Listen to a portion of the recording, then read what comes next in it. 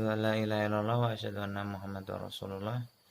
Allahumma sholli ala sayyidina Muhammad wa ala ali sayyidina Muhammad. Amma ba'd.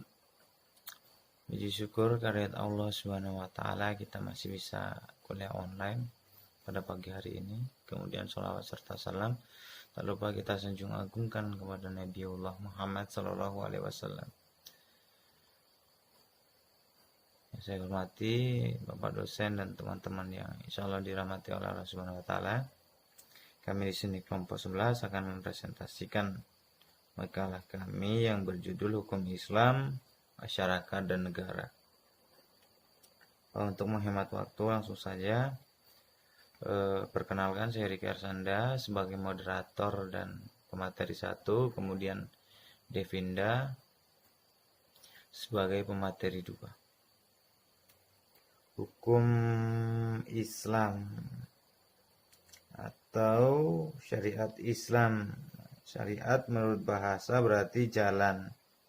Syariat menurut istilah berarti hukum-hukum yang diadakan oleh Allah Subhanahu wa taala untuk umatnya yang dibawa oleh seorang rasul.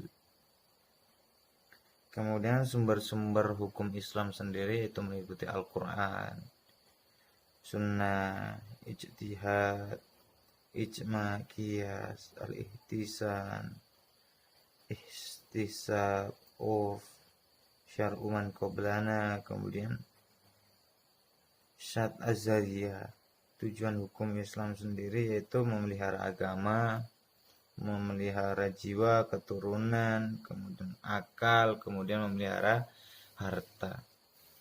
Kemudian fungsi hukum Islam sendiri yaitu fungsinya ibadah. Kemudian amar ma'ruf nahi mungkar, fungsi jawazir dan tandim wa. 2. Masyarakat. Pengertian masyarakat adalah sekelompok orang dalam sistem semi tertutup atau semi terbuka yang sebagian besar interaksinya adalah individu-individu yang berada dalam kelompok tersebut. Yang kedua, negara Islam memperlakukan muslim dan non-muslim. Kafir zimmi, hak hukum dan pendidikan untuk mereka tidak jauh berbeda dengan muslim. Walau mereka itu jinak alias tidak jahat, dalam bidang politik mereka tidak bisa masuk ke dalam Dewan Syuro, bahkan menjadi menteri, amir atau gubernur, kepala badan intelijen, dan penanggung jawab zakat dan wakaf.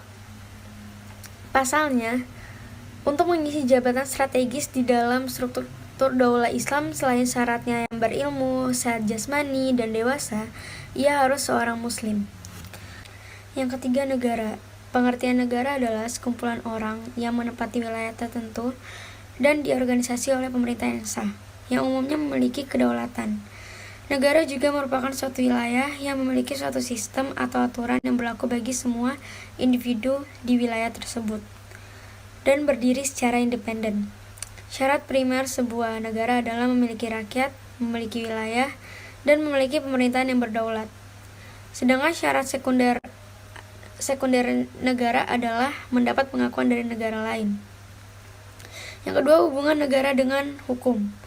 Teori hubungan negara dengan hukum ada 3 paradigma pemikiran, yaitu yang pertama paradigma integralistik. Artinya, suatu paradigma yang menempatkan agama dan negara sebagai kesatuan yang utuh. Menurut paradigma ini, kepala negara adalah pemegang kuasaan agama dan kuasaan politik. Yang kedua, paradigma simbiotik. Paradigma ini menempatkan relasi agama dan negara bersifat timbal balik dan saling memerlukan. Dalam hal ini, agama memerlukan negara karena dengan negara agama dapat berkembang. Begitu sebaliknya, negara juga menemukan agama karena dengan agama negara dapat berkembang dalam bimbingan etika dan moral spiritual. Yang ketiga, paradigma sekularistik. Paradigma ini mengajukan pemisahan agama atas negara dan pemisahan negara atas negara. Yang ketiga, polemik ideologi Indonesia. Dalam negara Pancasila, agama dapat menyediakan basis moral dan spiritual dalam kehidupan negara dan masyarakat, seperti dalam sistem hukum dan budaya politik.